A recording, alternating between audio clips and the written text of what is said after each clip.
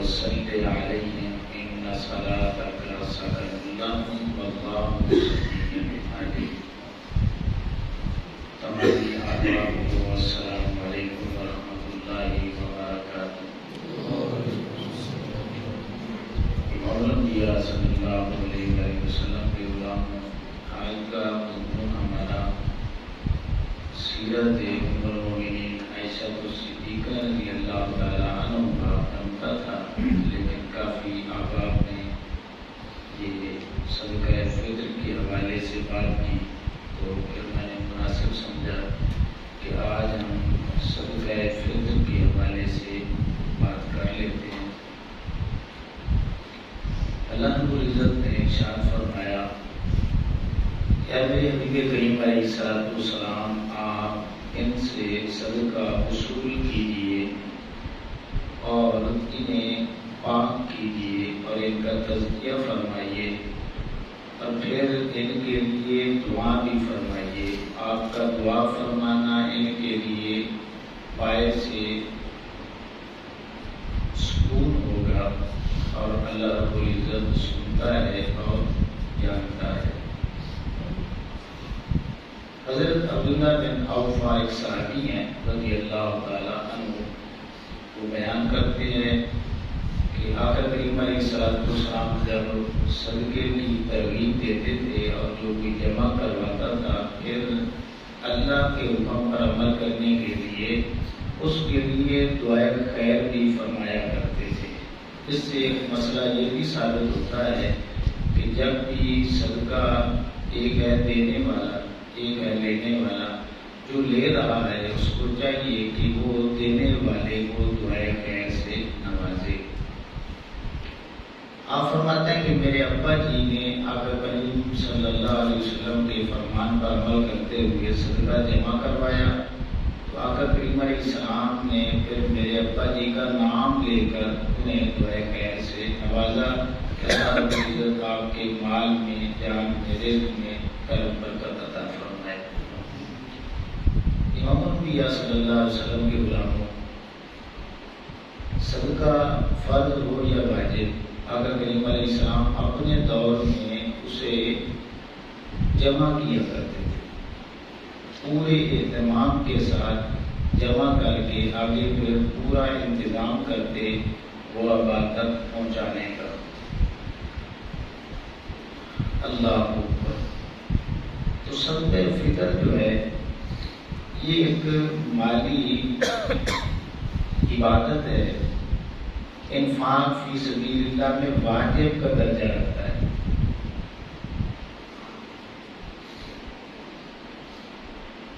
اور آقا کریم علیہ السلام نے زکوٰۃ کی فرضیت سے پہلے جس سال روزے فرض کیے گئے تھے تو روزوں کی فرضیت کے ساتھ ہی صدقہ فطر کو واجب کرا دی. اب صدقہ فطر جو ہے یہ غرباء کا، مساکین کا اور حقداروں جو ہے تک پہنچایا جاتا ہے. اسے ہم اپنی زبان میں فطرانہ بھی کہتے ہیں. تو اس کا فائدہ کیا ہوتا ہے؟ یہ ابن عباس رضی اللہ تعالیٰ عنہ کی روایت موجود ہے کہ آقا کریم علیہ السلام نے وجہ بیان کی. حضور نے فرمایا کہ صدقہ فطر جو ہے یہ اس لیے وصول کیا جاتا ہے کہ روزہ دار کے روزے میں جو کمی بیشی ہوتی ہے، کمزوری رہ جاتی ہے، صدقہ فطر سے اس کے روزوں کی کمی جو ہے وہ دور کر دی جاتی ہے اور روزے کو کامل بنا دیا جاتا ہے. اور دوسری وجہ پھر آقا علیہ السلام نے یہ بیان فرمائی کہ اس سے غرباء جو ہیں اور مساکین جو ہیں یا جو نادار طبقہ ہے معاشرے میں، وہ اپنی عید کی تیاریاں اچھے انداز میں کر سکتا ہے اور مالی مدد بھی ان کی ہو سکتی ہے.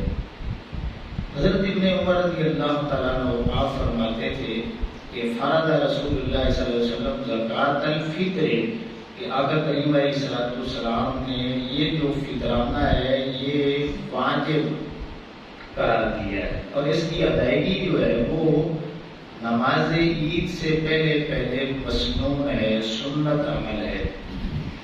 صدقہ فطر واجب کب ہوتا ہے؟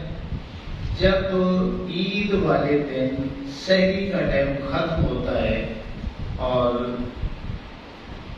آگے فجر کا ٹائم شروع ہوتا ہے، تو صدقہ فطر جو ہے وہ پھر ہر مسلمان مالدار پر وہ واجب ہو جاتا ہے، جس کی ادائیگی کی جو لمٹ ہے وہ عید سے پہلے پہلے آقا کریم علیہ السلام نے اس کا حکم دیا۔ اب یہ ہے کہ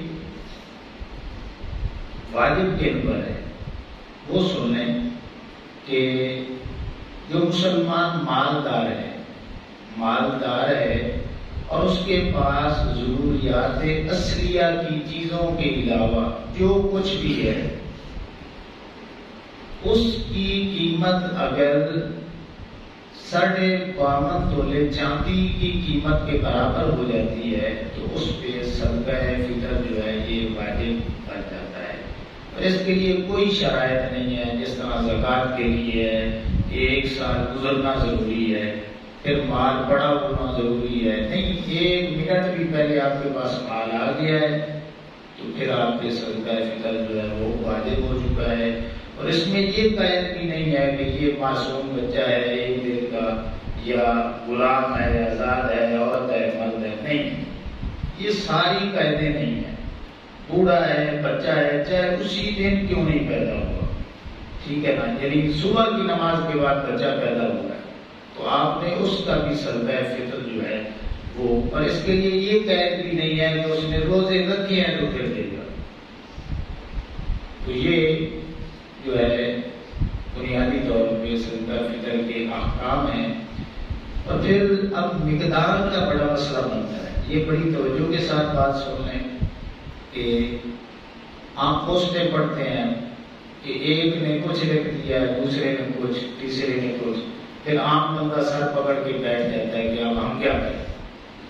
یہ ذہن میں رکھ لیں کہ آقا کریم علیہ السلام کے زمانے میں جو جنس تھی نا وہ دی جاتی تھی۔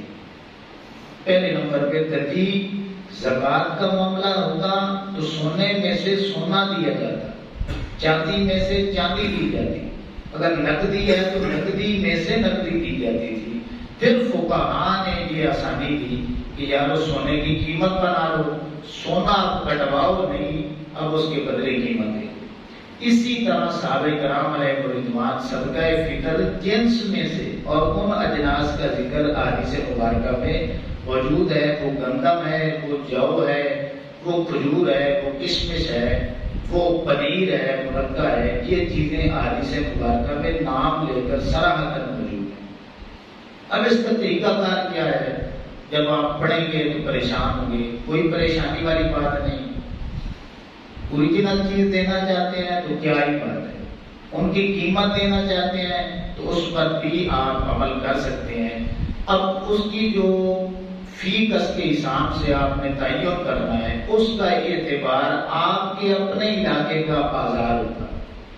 آپ چلے جائیں کسی بھی دکان پہ، جو آپ آٹا گھر استعمال کرتے ہیں، کسی دکاندار سے آپ پوچھ لیں، اس کا آپ نے 2.25 کلو احتیاطاً بنا لینا ہے، اس کی قیمت بنا کے فی کس کے حساب سے آپ نے ملٹی بلائی کر کے جتنے چیز گھر کے بنتے ہیں ٹوٹل رقم بنا کے آپ نے آپ تک پہنچا کے۔ میری بات سمجھ آئی ہے کہ نہیں ہے؟ یعنی آسان کلیہ ہے۔ اب اعلان پاکستان میں جو اکثریت ہو چکا ہے وہ تو 320 کا ہے، لیکن میں آپ سبھی کو یہ مشورہ دوں گا کہ تھوڑا سا اوکھر کر لیں، کوئی مسئلہ نہیں، آپ کسی دکاندار سے آٹے کی قیمت جو ہے وہ پوچھ لیں، 2.25 کلو کا ریٹ بنا لیں، وہ جتنا بھی بنتا ہے احتیاط بھی اسی میں ہے کہ آپ اس حساب سے اللہ کی راہ میں دیں۔ یہ کم سے کم لمٹ ہے۔ اب جو کا بنائیں گے تو پھر اس کی قیمت اور زیادہ بڑھ جائے گی، 560 تک ہے۔ کھجور کی تقریباً جو نارمل کھجور آپ کو بازار میں ملے گی، جو میں لے کے آیا ہوں، یہ میرے ساتھ آئی صاحب کی تھے، 500 روپے کلو، تو 4 کلو بنائیں گے تو وہ 2000 فی کس بن جائے گی۔ یعنی حساب لگانا کوئی مشکل بات نہیں۔ اسی طرح کشمش ہے، اور اسی طرح پھر کھجور جو اعلیٰ قسم کی ہے اجوا، اس کا ریٹ بنائیں گے تو وہ آگے مطلب ہے جو اپنی حیثیت کے مطابق کتنا اللہ کی راہ میں دینا چاہتا ہے تو وہ اتنا جو ہے وہ بازار سے ریٹ لگوا دے۔ کم سے کم جو گندم ہے اس پہ تو کسی کو گنجائش نہیں ہے، معافی نہیں ہے۔ جس نے کلمہ پڑھا ہے اور وہ اس کیٹیگری میں آتا ہے تو وہ فوراً سے پہلے، اور صحابہ کرام یہ بھی بتاتے ہیں کہ حضرت عبداللہ بن عمر رضی اللہ عنہ صحیح حدیث میں آتا ہے کہ 2-3 دن پہلے ادائیگی کر دیتے تھے۔ یہ بھی ہمارے یہاں تھوڑی سی رعایت اس دور میں ہمیں مل گئی ہے، وہ کہتے ہیں ابھی دے دیں، رمضان سے شروع ہوا ہے نا ابھی دے دیں، تو علماء نے کچھ نہیں گنجائش دے دی ہے، لیکن صحیح حدیث میں ہے کہ صحابہ کرام علیہ الرضوان کو 3 دن پہلے جو ہے نا وہ، یعنی اینڈ میں رمضان پہنچ جاتا تو آپ 2-3 دن پہلے لگا دیں، مطلب یہ ہے کہ 26-27 رمضان شریف کو وہ کوشش کرتے، اور آخری جو ٹائمنگ ہے وہ ہے عید سے پہلے پہلے۔ اب سوال یہ ہے کہ کیا عید کے بعد دے سکتے ہیں؟ جی پھر بھی واجب آپ کے سر پہ کھڑا ہے، واجب آپ نے چھوڑ دیا ہے، اب بھی آپ کو دینا پڑے گا، لیکن یہ عام صدقے میں پھر آپ کا وہ شمار ہوگا، ٹھیک ہے۔ اب ایک بات وہ ضروری میں سمجھتا ہوں کرنا، وہ سن لیں۔ آپ نے بڑا مشہور واقعہ سن رکھا ہے حضرت ابو ہریرہ رضی اللہ تعالیٰ عنہ کا اور چور کا واقعہ، جو صحیح بخاری میں 5010 نمبر حدیث اور بھی ہے، مشکات میں بھی ہے، کہ آقا کریم علیہ السلام نے حضرت ابو ہریرہ رضی اللہ تعالیٰ عنہ کی ڈیوٹی لگائی ایک غلے پہ کہ آپ نے رات کو ڈیوٹی دینی ہے۔ تو ایک چور آتا ہے، وہ غلے میں سے کچھ لینا چاہتا ہے، تو حضرت ابو ہریرہ رضی اللہ تعالیٰ عنہ پکڑ لیتے ہیں۔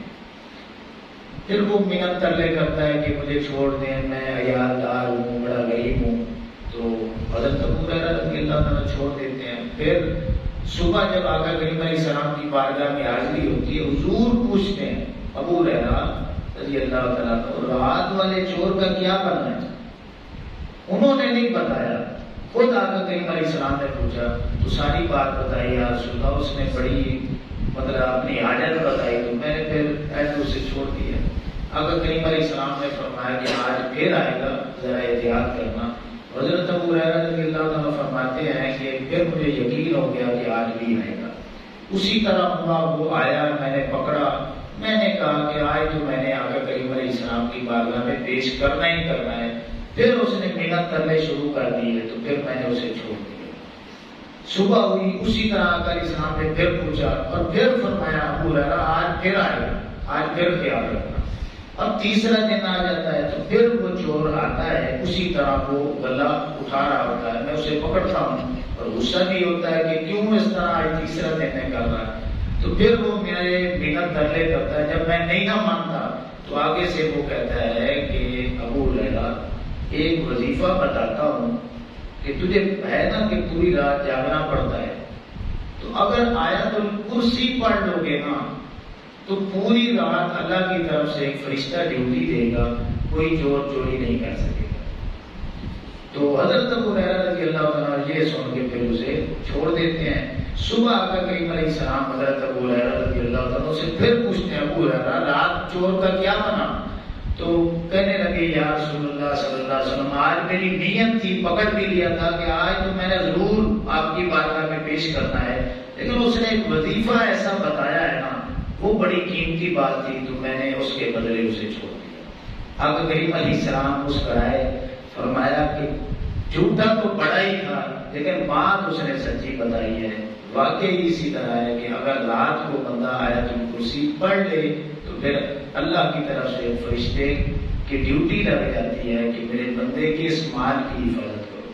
اب یہ مال آپ کو کوئی نہیں بتاتا وہ مال کون سا تھا جس پہ ڈیوٹی تھی، وہ صدقہ فطر اکٹھا کیا ہوا تھا، وہ غلہ تھا جو صدقہ فطر کی مد میں جمع ہوا تھا، اس پہ آقا کریم علیہ السلام نے اپنی ڈیوٹی لگائی تھی۔ تو اس سے بات یہ ثابت ہوتی ہے کہ آقا کریم علیہ السلام صدقہ فطر جمع بھی کیا کرتے تھے، پھر آگے پہنچانے کا انتظام بھی کیا کرتے تھے، زکوٰۃ بھی جمع کیا کرتے تھے، آگے پہنچانے کا انتظام بھی کیا کرتے تھے۔ تو امام الانبیاء صلی اللہ علیہ وسلم کے غلاموں کوشش کریں کہ آپ یہ تھوڑی سی جو میں نے بتائی ہے بات آپ تسلی کریں، پوچھ لیں، احتیاط اسی میں آئے اور اس پہ پھر عمل کریں گے تو انشاءاللہ اللہ رب العزت کی ہمیں رضا نصیب ہوگی۔ اللہ ہمیں عمل کی